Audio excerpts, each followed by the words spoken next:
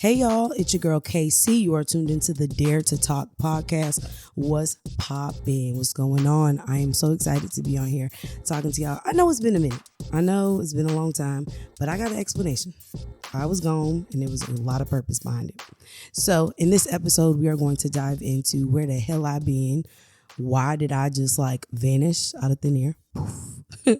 And life updates. How your girl been? How's therapy? How's family? How's the job hunt and things of that nature? So with no further ado, let's get right into it.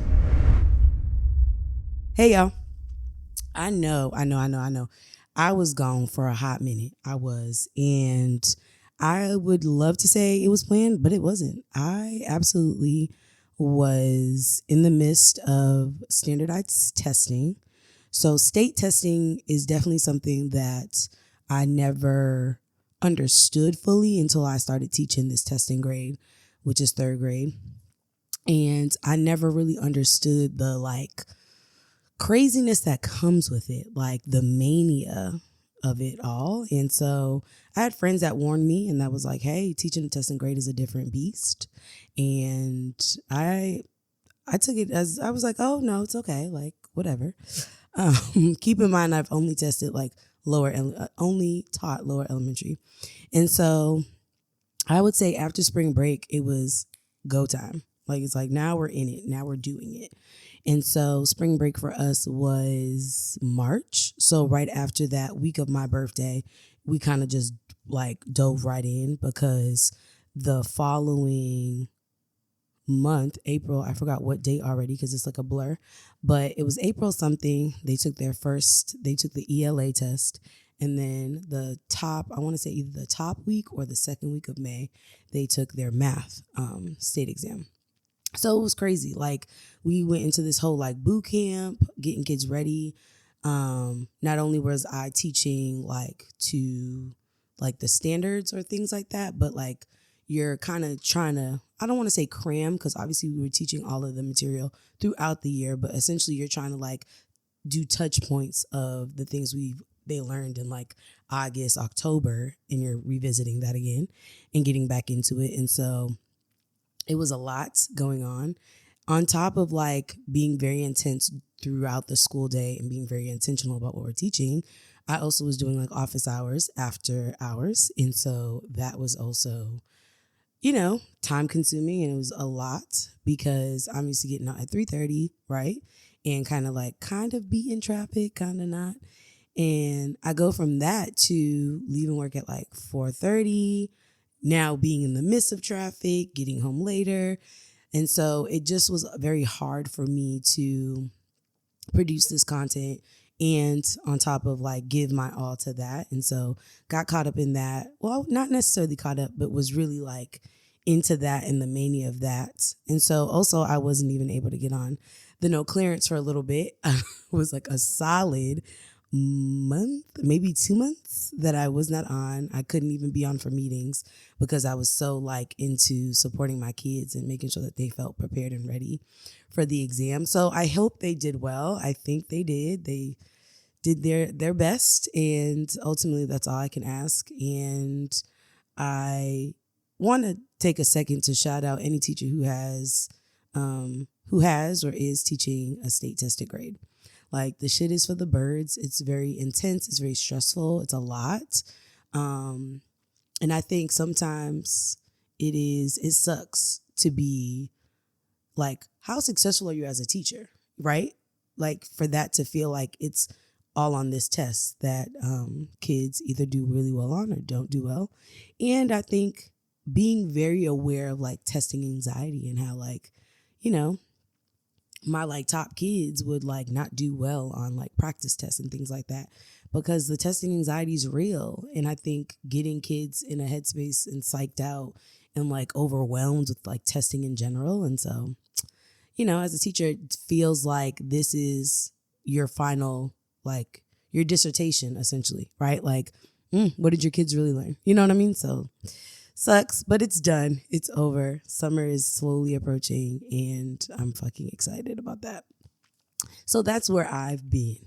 So just know, wasn't intentional at all, But I definitely think I underestimated the whole mania thing. And so, my bad. Shade.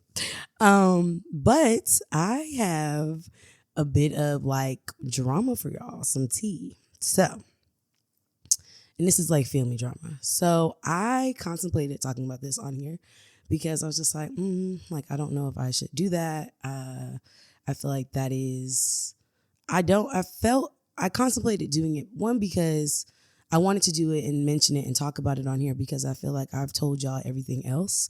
I've been very transparent with my listeners and my audience. And so I want to preview this by saying like, I'm not sharing this to be like spiteful or to be shady or to like make anybody look crazy or feel bad, essentially. Like I think a lot of what I go through is a lot of like aha moments for myself. And so I know that it can be teachable moments for y'all.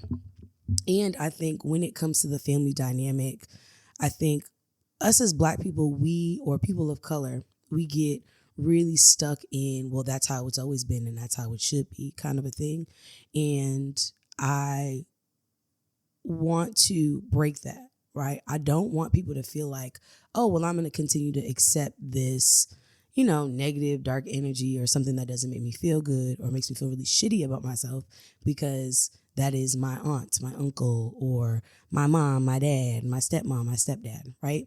And naming like, no, when something is wrong, it's wrong and we need to nip it in the bud and name that no, like you need to correct that. And if you don't correct it, this is, there's repercussions for your actions. So recently, my family has dealt with a loss. And I think for me, I experience grief in a different way, right? Like I'm a silent processor. I'm not somebody who's like loud about grief and like dealing with loss. And so I've lost a lot of like major monumental people in my life, right? Being honest. And I think it's altered my perception of like, I don't want to say immortality because it's like fucking dark, but it's just altered how I deal with death, right? Like I'm not somebody that's like super sad about it. I'm somebody that like tends to like, okay, that is life. Like we're born to die essentially. And I think it's a morbid way of thinking about it, to some people, but I think it's a reality. You are put on this earth to eventually exit the earth. And so that's what it is. And I think, was that always my like view on it? No.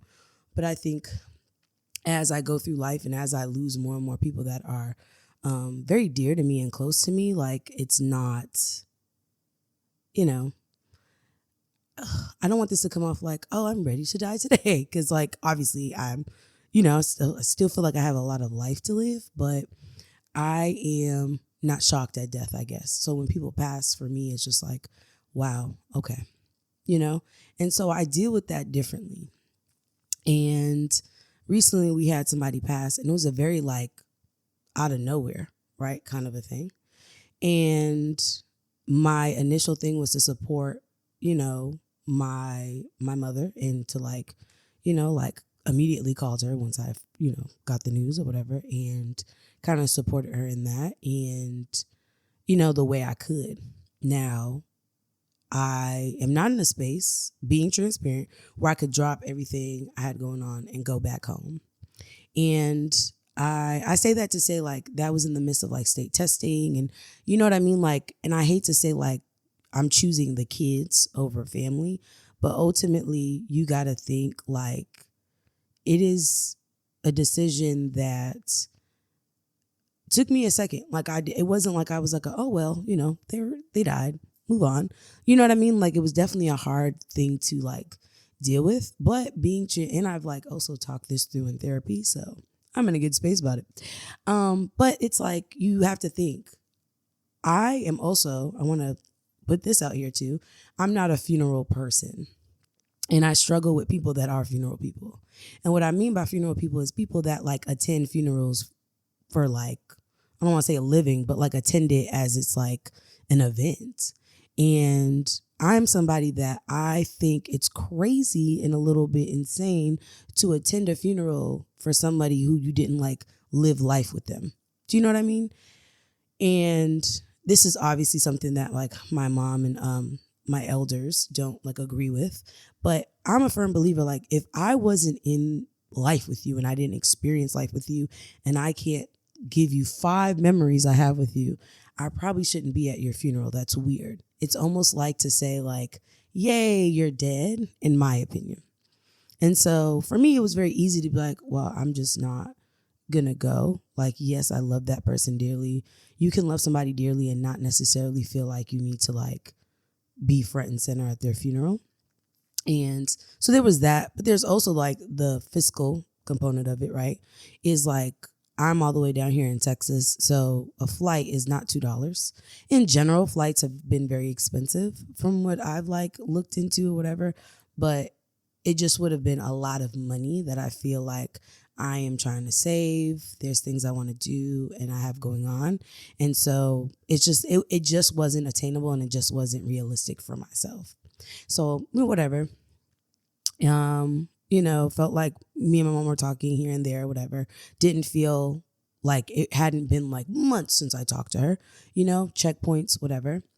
And fast forward, I get a message from her that I'm not going to reiterate or like reread the message, but it was just a hurtful message that basically was just like I'm summarizing it. I'm not saying this is what she said word for word, but basically like, you ungrateful brat, like me and my family have been so good to you, et cetera, et cetera. I have a clear conscience. Can you say the same? And when I got that message, I was just taken aback because last time we spoke, it was fine. Like it wasn't like bad energy or I had said anything about her. I hadn't, we hadn't had a negative interaction. So for me, this threw me off. I was just like, what the hell is happening? What's going on? And my initial response was, let me screenshot this and let me send it to my sister. Like, am I bugging? So I screenshotted it, but before I sent it out to her, I called my sister and I was like, basically on some like, hey, like, is she good? Like, did she tell you I did something? Like, I'm so confused. Like, I was genuinely like lost for words. I didn't know what was happening. And my sister didn't know either. So she was like, huh? Like, she was like, did you try to call her? And I was like, no, I'm going to call her. But I wanted to see if like maybe somehow y'all had exchanged words or whatever. They didn't. She was like, no, I just talked to her and she was fine and didn't seem like there was an issue or anything going on.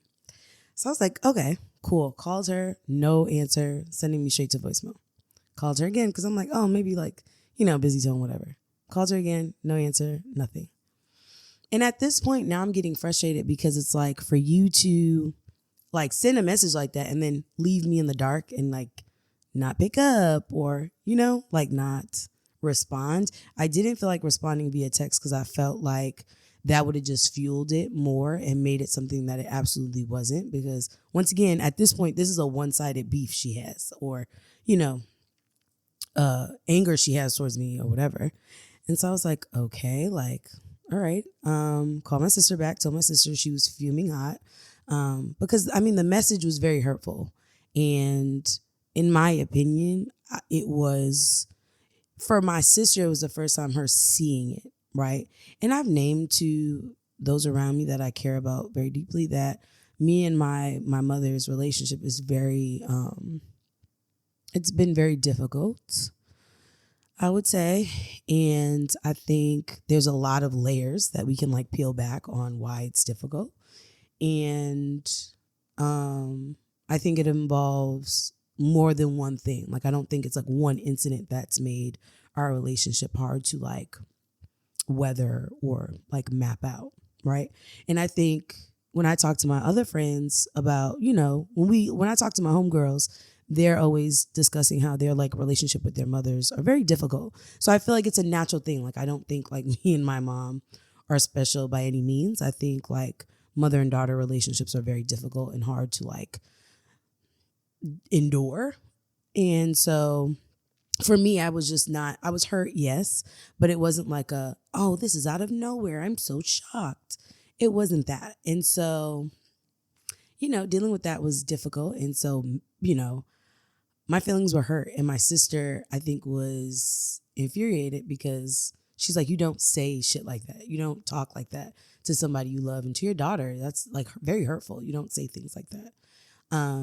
And for those of you who are new, I'm adopted. And so, the reference to like my family and things of that nature is crazy. Keep in mind, like I was adopted when I was very young. I don't even think I was.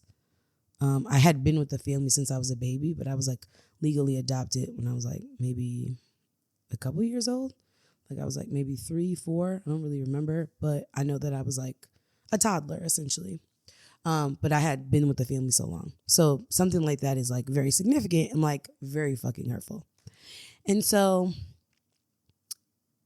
my sister told my brother and my other sister, and they kind of were like livid and were pissed. And I think for me, I knew in that moment therapy was absolutely fucking working. It was working and it was doing what it needed to do, because I think that was something that would have definitely gaslit me and sent me over the edge. I would have went on a whole rant and just gave it to her essentially. I didn't. My initial response was just like, wow, you have nothing to like grasp to as far as I'm concerned. And so your last thing is, ooh, I'm going to hit her where it hurts. And that's my mom's superpower. She knows very much how to like get under your skin and like really get to the jugular essentially. And so I obviously set up a session with my therapist immediately, because I was like, oh no, I got to work through this. I have to talk. I have to get this out. And the fact that that was my response is like growth, y'all, because old Khadijah would have fucking flipped a lid. I would have told people off. I would have told her off, would have left her a nasty voicemail and just would have went in. And she would have gotten satisfaction out of that, I'm sure, to know that she like got to me that deep and like on that level. So I just didn't respond. I was just like, hey, you know what? Like, it is what it is. And I was, like I said, like I was used to this, right? Like my mom talks to me crazy all the time. And I'm just used to it. Not saying it's okay. I want to name that, like, it's never okay to gaslight somebody or to put somebody down intentionally, or, to hurt them intentionally, like to get to them. It's not okay. But I think it's become so normalized for me, and I've just become so okay with it, that I was like, oh, okay, well, this is my first time having physical evidence of the meanness. And, for them to see it they were like, oh, wow, like that's fucked up. And so I sat in that. And I remember calling my friend and I was like, yo, like, this is heavy. And, I just want to kind of like sit in this with you for a second and just kind of like dissect this. And my friends are really good. First of all, I will say, like, I have a therapist. And so I'm never just going to my friends and like, oh, they're not always my go-to. Right. And so I always try to make sure that when I'm like putting things out there, it's never a thing of like, how can I say this? I'm not always dumping on my friends, right? And I think it's important for us to like create those boundaries of like, your friends are not your therapist. Your friends you can confide in, but it's not okay to always dump things on your friends, because I mean, that shit weighs on them and that's heavy. I know that I'm an empath, and so my friends are very aware, right? And so they're very mindful of like, yes, I'm here to support you and I'm here to be your friend, but like, I'm an empath and that shit weighs on me, and I can never turn that off. You know what I mean? Like, I can never not care. Like, things will keep me up at night that have no, correlation to me or whatever, because it's just, that's how I am. So whatever. So fast forward, I have my therapy session and I go through this with my therapist, and she is just like, and keep in mind, shout out my therapist, like the realest one on the team. But she mentioned this idea of when I first moved. First of all, I started therapy because I knew my relationship with my mom was like strange. Not strange. I don't want to say it's weird, but I can tell that it impacted me deeply. And my, so deeply that like it definitely hindered or impacted the way I interact with men, right? It impacted the way I interacted with myself. And so I knew that like that's something I need to address and figure out and like strengthen. And so my therapist was just like, I think you have done a phenomenal job of setting boundaries, which is, and boundaries being that when I was younger, I was so pressed to impress and make my mom proud. Like I was like, that was a goal of mine. I always wanted to make her proud. I wanted her to be like, that's my daughter, at a girl kind of a thing. And I think I wanted that so much that it hindered my own self-esteem and my own like confidence, right? Like I never felt like I was good enough. I never felt proud of who I am. I never felt proud of anything I did because I had put so much on her value, her word, her idea of me and things of that nature. And this is just anybody. It don't have to be your mom. It could be your significant other, your parent, your grandparents, or whatever. When you are in a space where you feel that heaviness to impress or to be great for somebody else, it's not healthy. One, like my therapist's name, like that shit is so fucking unhealthy and so damaging that it's like sickening. And so her naming that and like being able to be like this, like somebody who's not in the midst, who's not my friend, who's not a family member, tell me that, like be an outside party to tell me how like that's actually unhealthy and that's something that's just not achievable, right? You're never going to amount up to that person's standards or that person's measurement of like success and like top tierness. And so we work through that. And like I think like I have, and it's a constant thing. Like it's not something that I'm like, yeah, I don't need my mom's approval. I'm good. It's something that I constantly have to remind myself of. So I say all that to say, I used to be this person that felt like I needed my mom's okay on everything. Down to like, oh, I'm taking these courses in school this fall. Like, what do you think? Right? Or, oh, I'm thinking of getting this car instead of this car. Like, what do you think? Right? And I was very much a, what do you think? What's your opinion type of person when it came to my mom. And I felt like that was something that hurt me, right? Because I was always like, what do you think? And she's like, oh, why did you take that? Like, you could have just took this class instead. They didn't offer this class. It was just never, it was like I was opening up myself for hurt. And I didn't realize this, and that would be a constant thing. And so, always feeling that sense of like, damn, like failure, right?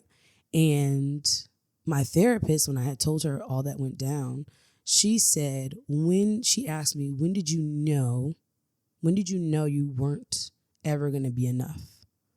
Like, when did you know whatever you did was not going to be enough for her? And one, heavy, right? And when your therapist say some shit and it make you cry, like, it's just like, well, so that was a cryable moment and I busted out. And I was just like, whoa, like heavy. And I told her the day I knew whatever I did wasn't going to be enough for my mom was the day I had graduated college, 4-year university. Keep in mind, I'm her first generation. So I'm the first kid to do this. And I want to say at that point, not a lot of college graduates in my family. And so my mom, as I mentioned in other episodes, she's like a big monarch. You know what I mean? Like she's like a huge, a monarch, a huge like maternal figure in my family, right? And she, graduated, whatever. And I remember we were taking pictures and just excited. Like I finally graduated college and I did it. And a big part of, me finishing school was like, I want to be the one to say like, I did that. And I want my mom to say my daughter did that. And just like to like blush and be proud of me. And I remember we had found their was somebody else who was graduating as well, who also were like foster parents to the kids that she was fostering at that time. And that took up all her interest and her attention. And so, oh, excuse me. And so wasn't really like engaged, wasn't really like into the moment of like, my daughter is a college graduate, my daughter has a degree, you know? And I mean, I remember my friends having to be like, oh, mommy, like, come on, take a picture with Khadijah. And that was the saddest fucking day, you know? And it's fucked up because it was the happiest day of my life. Like, I had finally did it. And I think anybody who has endured college, it is not, and I say endured because it's not easy. It was difficult. And I would say I don't know if it was my junior year. It had to be my junior year going into my senior year. I was like dealing with depression. And obviously, you know, people of color, we don't call it depression. We call it get your ass up and make moves, do something, figure it out, find something to do. And I was like, could not like get the strength to get up out of bed. I had it bad. And at the same time, like, I also had a best friend who was in New Hampshire and wasn't there like physically, but it was also going through like the same thing. And so we were both like, fuck, like, how do I get out of bed? Right. And so it was hard. It was hard to get through college, especially if you're like a first generation student that is doing it on your own. You don't have nobody to like understand what you're going through. It's very frustrating and very like alone. You feel alone, and being able to get through that, push through, get through that, and get my degree was like a very like proud. I was so proud of myself, right? And, you know, I knew that if I could not make my mother proud at that moment, I wasn't gonna reach a goal ever to make her proud. Because if that didn't do it, I don't know what would have. Keep in mind, as I'm in school, yes, I was living at home. So I wasn't living on campus. I went to like a university that like had a lot of commuters. UMass Boston, shout out to my Beacons, you know, gang gang. But that was like, you know, a commuter school, and my therapist asked me, she's like, why did you commute and not live on campus? And I couldn't even use the excuse of like money, because when you're adopted in Massachusetts, you can go to any state college and the state pays for it. They're like, oh, you orphan, you poor thing, we're going to pay for your college. And so I could never really name why I commuted, but I think we tied it to like me wanting to be with my mom, wanting to help, wanting to like be there to like show her like, look at me, I'm going to school, I'm doing it. And that was a hard pill to swallow, you know what I mean? Because for a long time I had told myself I was commuting to college because it's cheaper, or I didn't like being around people and things of that nature. But like while I was in school, there was one point where I had like 2 jobs, and I was like working for this catering company. So like I was doing catering events on top of working at, I believe, if I'm not mistaken, I was working at CVS. And then eventually like I ditched the catering gig and I started doing direct care for like adolescent youth and youth that just was, you know, working in a group home. And so I did that, and I did overnights. I worked like a dog. I had like picked up shifts all the time. And keep in mind, like, I'm doing all that while still going to school or whatever. And, you know, she never, you know, I don't know, maybe behind closed doors, she was giving me mad love, but I wasn't getting anything, right? So I say all that to say, like, that was the moment I knew, like, I was never going to make this woman proud. I was never going to make her happy. I was never going to hear the "atta girl, I'm proud of you" kind of a thing. And I released all of that, right? And I like, for a long time, I like downplayed how like sad that shit made me, and how like I fucking, you know, was like living with that for a while and went through life, whatever. And fast forward to my other sister kind of connecting with me about like the hurtful message. And she was like, you know, it still bothers me to this day that we didn't do like a graduation party for you. And I was very much so like, it bothered me too.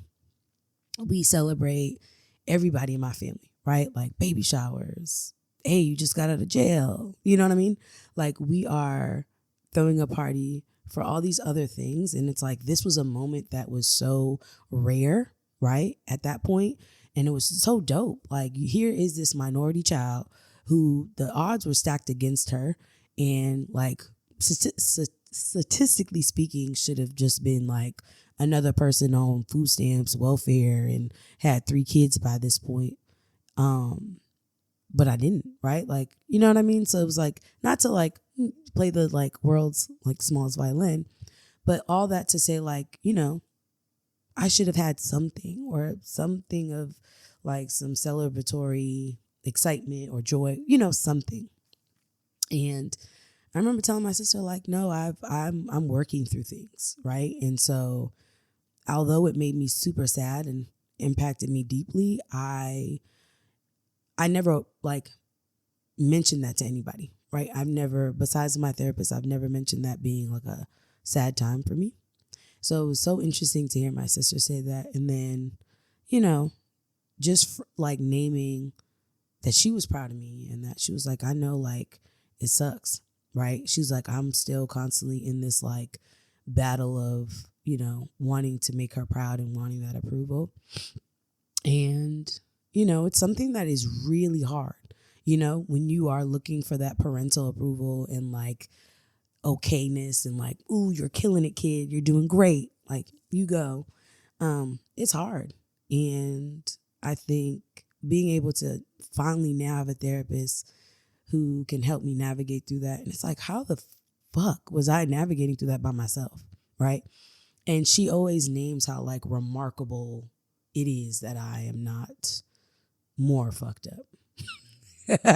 And it's like, oh, so I'm doing good. Like, thanks. And it feels like, you know, I don't feel like I'm not fucked up. I feel like I'm just all over the place. But for her to say like, no, like you ought to be proud of yourself to, you know that like your life started with chaos and mad, you know, like chaotic and very like unstructured. And even in the midst of like you gaining structure in your life, there was still some like, you know, gaps and emptiness. And like, here you are. Like the fact that you can name like, this is a relationship that has impacted me and I want to work through that. I don't want to continue to harbor that. And yeah. And then Mother's Day comes up. And so for me, Mother's Day has always been my family. We celebrate American Mother's Day. And so I don't think Puerto Ricans have, I don't think we got a Mother's Day. I think we're just like, you know, the American way. And I contemplated sending her something. I'm gonna be real with y'all. Like I was like, she's hurt me deeply, and this is not the first time she's hurt me. And so like, how do I navigate that? Right? It's like, yes, I want to show her unconditional love because she is my mother and she is someone who has raised me and has done like the best she could do, the best, you know, with the best. She did the best she could do with what she had. Right? And so how do I like extend that to her and say thank you? And so I sent her, I sent her edible arrangements and with some balloons and, you know, in Casey fashion, because if you're new here, I'm petty as fuck. And so I sent her edible arrangements with balloons and I sent her a card. And on the card it said, for the one with a clear conscience, love you too.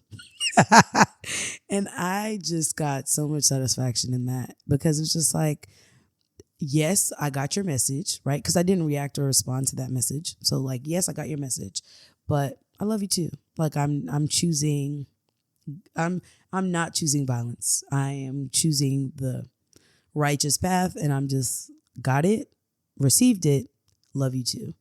And my brother texted me. He was like, oh, that was really nice. It was a, you know, sweet gesture or whatever. And I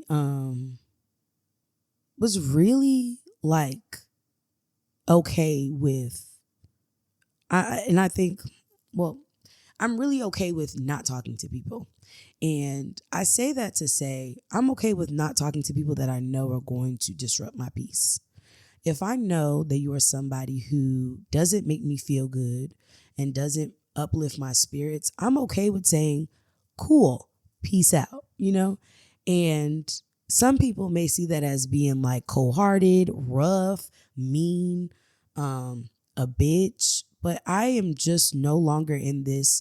And I think I've been in this space for a long time, but I'm not into catering or putting myself in spaces that are going to bring me down. I'm not into it. Life is too goddamn short to like suffer. And I refuse to suffer. I'm not doing that. Hence why I moved cross country. I am not in the space. I don't want to be in a space that doesn't uplift me, doesn't make me feel good, makes me feel shitty about myself. I'm not in that time. No. I'm also okay with setting boundaries. And this is why I had a whole episode about setting boundaries. Boundaries are rated E. Everybody can get it. You know what I mean? And you should have some. I went from being like this people pleaser, wanting to please my friends and family all the time, to being somebody that was like, okay, I just please my friends, to be like, okay, I'll just please the family, to the point where I'm at now where it's like, fuck it, no. If it doesn't make me feel good, it doesn't uplift me, I'm not doing it. And boundaries to me are saying, hey, this is the line, don't cross it. If you cross it, there will be repercussions. And that's not in no like threat, gangster, kind of a thing, but it's just like the repercussions may be, now I'm talking to you once a week. Now I'm talking to you every other week. Now I don't even answer your calls. Now I don't respond to your text. Now I leave you on red. You know what I mean? Like I eliminate myself in altogether, or I'm limiting access you have to me. And so that was literally what I've done since I've moved down here, is like just set up those boundaries of like, no, I'm not in that space where I'm like, okay, like you can hurt me and make me feel shitty about myself. And then the next day I'm like, hey, what are you doing? No, we're not doing that. And I will say that when I moved down here, it was hard. And I still think it's hard for my mom. I was her last kid that was in her home. And so I was there until I was 27. And so that's a long time to be with somebody. And so you create this like habit, and you create this connection and this feeling of like there's always going to be somebody there.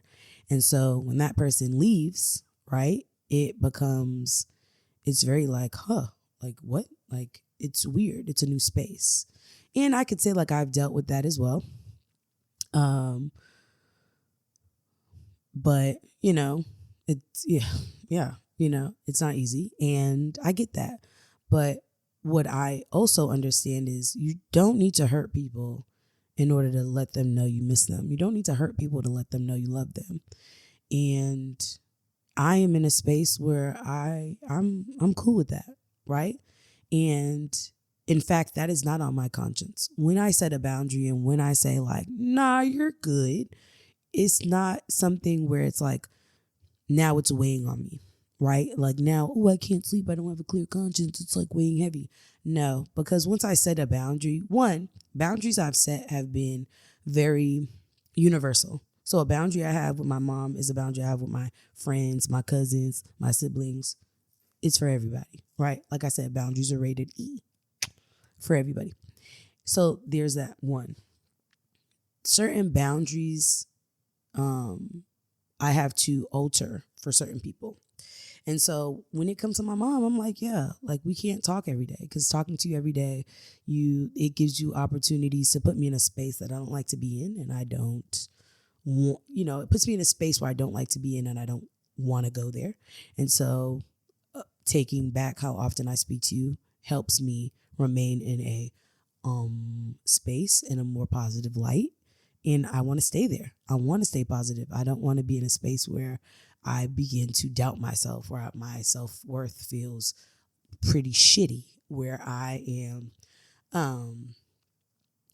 contemplating my worth. I'm just not doing that, right? And so boundaries have to be set for her specifically, because there is, when it's not established, when it wasn't established, and when I did let up, it just put me back in a space that I didn't want to be in.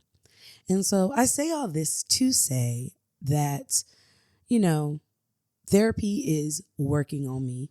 And if you don't have a therapist, you should get one.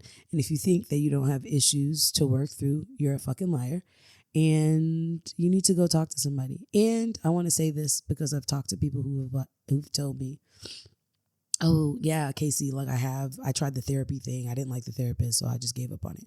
Therapy is kind of like a physician in a way, right?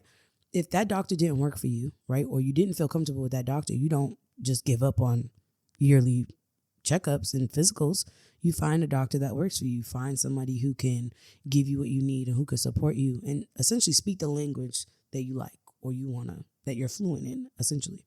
So a therapist is the same. You don't need to necessarily go with the first therapist you meet just because that's the first therapist. Consultations are made for that explicit reason. You have a consultation, you figure out, okay, is this therapist really understanding me? Is this like, are we speaking the same language? Do you get me? It's very important, right? And so for me personally, I spoke to, I want to say 3 or 4 therapists before I met the therapist I have now. And I spoke to her in that consultation and felt immediately like she understood what I was saying. It didn't feel like I was speaking another language. She understood that the impact relationships can have on somebody and how your interactions with like a maternal figure or a paternal figure or a friendship or a romantical person or, partner or whatever can hinder your own self-worth and how your mental health kind of like works in your mind or whatever. And so therapy is something super like impactful and helpful for me. Also, if you're somebody that feels like, hey, like I bounce around as far as how the frequency in which I go to therapy. There was a time where I did therapy every other week, right? So I would go every other week. There was a time where I went every week, right? And I would see her every weekly. And now I'm in the space where it depends on what I need at the moment. Like I can't say like, oh, I see her weekly. Because there are times where I see her and there's times where I'm like, oop, I need to see her again, but it's very fluid. And I think it's important that you find somebody to talk to. And like I said, you can't always rely on your friends to be that like ear because they got their own shit going on. Right. And so you can't just be dumping out on somebody that you're close to and think that doesn't impact your relationship, if that makes sense. And yeah. And it's just good to have somebody who doesn't know you on a personal level or, anything like that to be your like voice of reason. Like I can say like multiple times I felt like, nope, they dead wrong inside me. And my therapist has told me like, actually, Khadijah, you fucked up. Like I understand your intention was not to be fucked up, but you fucked up. Right. And so having that voice of reason to tell you like, nah, baby, like it's you. Or to be like, you know what? That was fucked up what they did. This is what, you could do or should do, and move forward, right? Having a thought partner or somebody to like spar with, essentially. So like I've been, there's been that. And in the midst of that drama, I find out that somebody else in my family was just like, oh, I tried to tell her about her podcast and how she swears too much. And she just got nasty with me and just went off on me. I can't say it with a straight face. I will say this here now, because I don't think I've ever made this statement or made this like a known thing, but my podcast is very much so intended for a certain crowd, right? Just being transparent. It's intended for the like millennials of the world, whether you are he, she, her, they, them. This is a space where it feels safe to like shoot the shits. It feels safe to have you walk through the bullshit that I endure in my life because maybe you're enduring it too. And maybe we can just like, me talking through my shit helps you figure out your shit, essentially. Right. And so in that space and time, that's who I'm talking to. Right. That's who I intend to have my podcast sessions like hit, or the ears I intend to have listening into my ish, you know? So there's that. That's one. Two, I understand that some people are not comfortable with the swearing, right? And I really want to say, sorry. But at the same time, I like to think that I cuss purposefully, right? Or I'm not every other word is a fuck or a bitch or shit. But when I do swear, it's just because that's like, I'm just, we're flowing with the conversation. I don't ever want anybody to feel around me like they can't swear or they can't, drop a bomb here or there. Now, I will say this. I do have people in my life that do not swear. And I got one one avid listener who, like, she is very much so has told me, she's like, I'm all for your podcast and things like that. But girl, sometimes, you know what I mean? Like, but when you swearing too much, I can't repost it or I can't, do whatever it is because that's not something she like does herself or that's not something she wants to promote. That doesn't mean she's not listening. And that also doesn't mean that she's like, oh yeah, so can't tune in at all. Right. And so I'm very aware that everybody has their own taste and their own preference. I love, and I don't, okay, not love, but I just like to get on the mic and not have to fucking worry about a motherfucker telling me I swear too much. And yes, that was intentional that I did all those swears in that sentence because it's freedom of speech. You have the right to say and do whatever the fuck you want to do. Now, I say this to say, like, once again, this podcast is not for people that are 70 and up. I mean, if you're tuning and you're 70 and up, thank you. Subscribe, like, share, repost, whatever. But I'm not going to conform to what somebody else finds palatable, right? And for what one person finds palatable. Even my friend who doesn't say the word fuck, she says freaking A, is tuned in every time every time I go live or every time I post something, right? Because beyond the swears, I'm spitting fire, heat, some might say, So if you're hooked up on like, oh, it's a lot of swearing, that's your business. That's your prerogative. You know what I mean? But also, like, I don't find myself to be somebody who's like dropping a lot of bombs. And so, if you find that like I do too much swearing for you or it's a lot, I'm sorry. But in the words of the great Carisha, I don't give one fuck, blue fuck, red fuck, two fucks. Because I'm still living life and I'm still doing what I want to do. And yeah. And so I know that that's going to be a good clip. And I know I'm going to piss somebody off. And I'm okay with that. You got to learn that you're not, especially in this like age of like creating content and like doing this, is like you're not going to make everybody happy.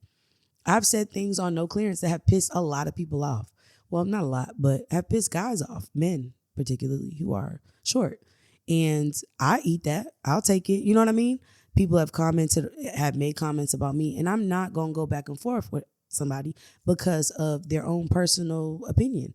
Just like I have an opinion, other people have an opinion too. And I'm not going to take away from that. Just like I would hope they don't take away from what I got going on. So there's that. There's that whole spiel. But also, I want to name, we never had that conversation. She never called me and said, hey, you do a lot of swearing or whatever. I do not recall that conversation ever being had. And so I say that, like, fish oil is good for your brain and helps your brain to stay young and sharp, and helps with memory. And so I want to promote that on here as well and saying, take your fish oil, take your vitamins, do what you need to do for yourself. And yeah, live life, live your own life, live your truth, be happy for yourself, be happy with who you are. And if you're not, dive in for that, But yeah, I was just like, how the hell did I say that? And I'm just somebody that's super, despite like me cussing more than the average Joe, I don't think I'm a disrespectful person. I think that I'm somebody who's very passionate, and if I feel something, I feel it deeply. And I think that I'm somebody that is like very much so aware of their beliefs and what they like believe in and what they stand for. And so one thing I never want to stand for is disrespecting an elder. right? That's not my thing. That's not what I get off on. That's not what I, want to represent or be seen as.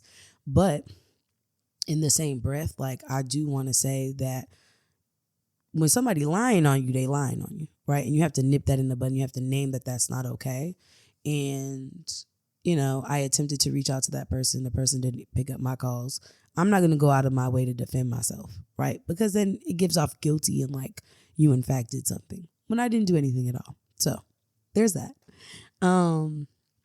But despite that, I mean, life has been lived, and continuing to focus on myself and do what I need to do. I am super excited about what things I have yet to do, and like just living life. That's like the hashtag of the year, is living life. And I cannot wait. So yeah, I'm just just living the dream essentially. But I know I mentioned this before on one of my podcast, like old sessions. I remember I told y'all about the dog situation where I was supposed to get this dog. It was supposed to be like my birthday gift to myself. Like I was really hype about it. Ended up not happening because of blah, blah, blah, blah, blah. Well, ends up being that's the dog, or the breeder I'm going through is the dog pregnant, y'all. So I'm real freaking excited. If you've been to my house or you follow me on Instagram, I've like showed this or whatever. Maybe I haven't. No. But if you're one of my friends, you're probably tired of me talking about this dog because, yeah. But I have things for it because initially when I was going to get the dog in March, I had started to buy things so that I could be prepared and ready for when the dog came. So I'm excited that the dog we're going to try this again. And so the dog is pregnant, and I was really big on a Cavapoo. And so that's the dog I want to get. It's going to be a miniature dog. It's not going to be like super huge, medium size, I would say. And my reasoning for getting a dog is, one, before I moved down here, I told myself I wanted a dog. Like I knew that I wanted a pet. Back home, I had a cat. And Raven, RIP to the realest one on the team. And like she was just, I mean, if a cat could give off thug life energy, it would be Raven. She just didn't, you know what I mean? Real low key, real chill. But I knew I didn't want a cat. I think a dog, some people think it's high maintenance. You got to take it out and yada, yada, yada. But I live in Houston. The weather's 95% of the time really nice out. Don't really mind taking the dog out. It's, I think back home, the excuse was like, oh, it's snowing, it's raining or whatever. So, there's that. But I live in Houston, so I'm like, why not? The reason why I picked Cavapoo, originally I wanted to get a Frenchie. But as I did my research and as I looked into it, one, Frenchies are fucking expensive as shit. Like crazy bread. And I don't know if y'all know, but I don't got it.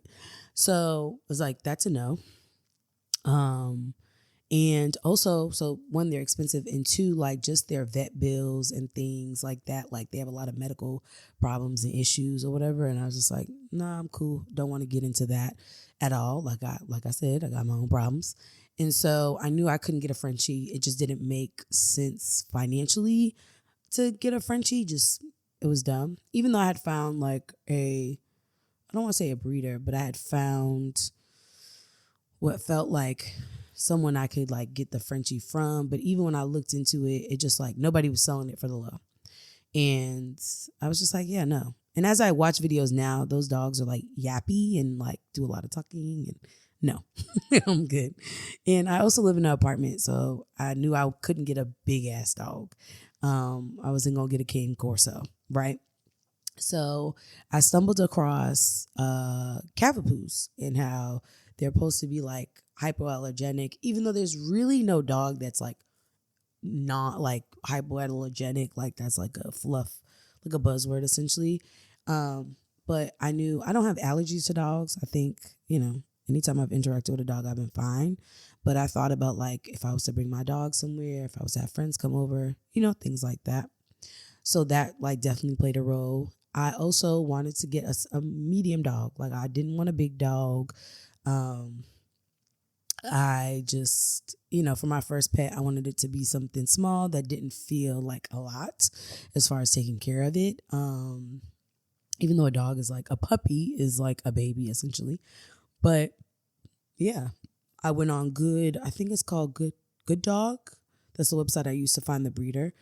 Um, and they help you find out breeders who are breeding the exact dog you want. And so on there, I typed in Cavapoo and I found these amazing breeders. They are, I hope I'm not butchering this, I think Golden Hour Cavapoos, I believe. And their whole thing is like Cavapoos, like they're not breeding anything else. And the reason why I chose to go with them is because I felt like they were very big on like not being, they're not just, obviously they're making a cool chunk of change off of like, breeding, but it didn't feel so like factory-ish, if that makes sense. It felt very, family oriented, very much so with keeping in mind the like dogs, like well-being and health and things like that. They even had me do like an application that I had to like get approved essentially before I could like work with them or even be offered to have a dog in the litter or whatever. So it just felt good, and it felt like they gave a damn about where the dog is going, making sure that the person it's going to is a good person, and just very, great. And if they feel like, I hate when people are like, oh, they felt like family, but it doesn't feel weird. It doesn't feel like a transaction, right? Like they follow me on Instagram, I follow them, they react to my stories and like, ha ha ha. You know what I mean? Like it doesn't feel like this is strictly like, here's the dog, where's the cash kind of a thing. So if you're somebody that is in the Houston area or in the Texas area and you are looking for a Cavapoo, I would definitely reach out to them. They have like some, it's just really good. It doesn't feel shady or shisty kind of a thing. I also know they travel. So if you're looking to like buy the dog and come get it or have them meet you at the airport type of thing, they also do that. But if you're not looking for a Cavapoo, I say go on gooddog.com. And this is definitely not sponsored, but it could be. Good Dog, where you at? Definitely not sponsored, but gooddog.com is like really helpful because it can be overwhelming figuring out like, do I want to do a breeder? Do I want to do rescue or whatever? And this is no shade to anybody that rescues or wants to get a rescue dog. I think that that's dope and that's cool. I definitely can see myself, and I say this prior to me having my puppy, but as I get a bigger space and more space, I could definitely maybe potentially see myself getting another dog. And I think the next dog I would get would definitely have to be a rescue. But yeah, just knowing that, that's a thing. But if you are somebody that's like, oh, I don't want to get a rescue dog for my first dog, or I have a rescue dog, I want to get whatever the case may be, gooddog.com. Really a lot of like reputable breeders. Just my interactions off of gooddog.com has been good. Like I don't have anything negative to say about them. And I'm glad that I went through them because I don't believe I would have found Golden Hour Cavapoo through anything else. And yeah, so really excited about that. The puppies are due. The dog is due, I believe, in June. And so the dog is due in June, like June 16th, June 15th or something like that. Okay. But I won't have like the said puppy until August. I believe they wait like 2 months. I don't know how old the puppy would be. Wouldn't that be 8 weeks? I don't think that, well, maybe, no, I don't think that's 12. I don't think that's 12 weeks. But essentially, it would still be a puppy. I plan on doing a cute little, like, get ready with me doggy essentials on my YouTube channel. So be on the lookout for that. Check me out. Things you can expect from me. I definitely will be coming on here more. I am looking to get more guests on here. I'm also trying to wrap up season 3 and think about what season 4 is going to look like. And already kind of mapping that out, thinking about what episodes I want to do, content outside of like the podcast, and thinking about what do I want to put on my YouTube. I've been really trying to get a lot more active on TikTok, so make sure you follow me on TikTok. I did a get ready with me on TikTok, so make sure you like and follow and repost. Also bookmark, save. Anything else? No, that's pretty much it. We're continuing to live life and do as we want to do. And yeah, as always, make sure you are liking. Drop a review. I feel like I haven't gotten a review in a really long time. Please drop a review. You can find me on Spotify, Apple Podcasts. You can find me on Google. I think it's called Google Play, the Google Store. I mean, I'm everywhere. Please make sure to show me love. Drop reviews. Hit me up on IG. Let me know what some other stuff you want to see on here. I feel like I'm getting like a really cute, like, I hate that I say cute all the time, but I'm getting like a really like good like audience or following. So, and they feel, people have reached out to me like, yo, can you do an episode on such and such and this and that? So please continue to show me love, continue to give me ideas and things to talk about and do on here. As always, peace, love, stay blessed. I think I did that wrong. Hold on. Wait. Stay blessed. Hold on, what? Stay black. Stay blessed. Peace.